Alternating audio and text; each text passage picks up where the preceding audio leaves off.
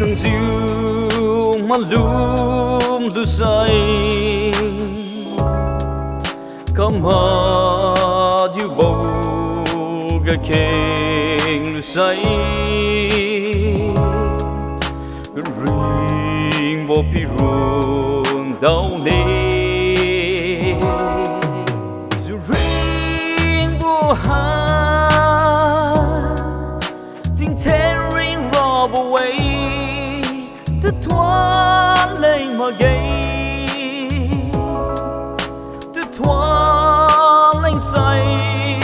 ngâm không gặp bom bi đây the thoáng bây giờ mình nhiều và mấy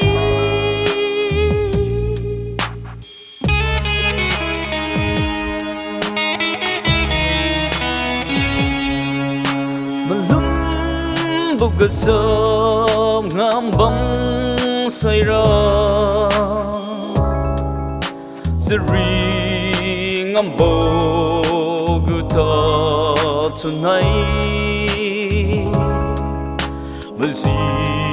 vô pi ruộng đâu nè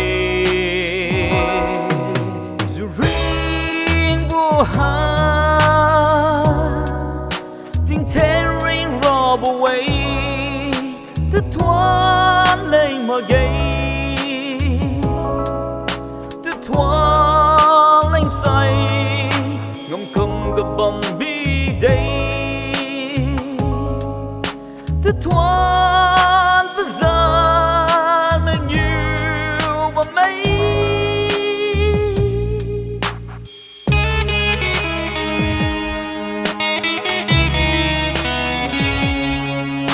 tiếng hoang mi li dung thiếu bấm say bất kể đi bộ trong biển na kén đi vô biển đau nê dù ring vô ha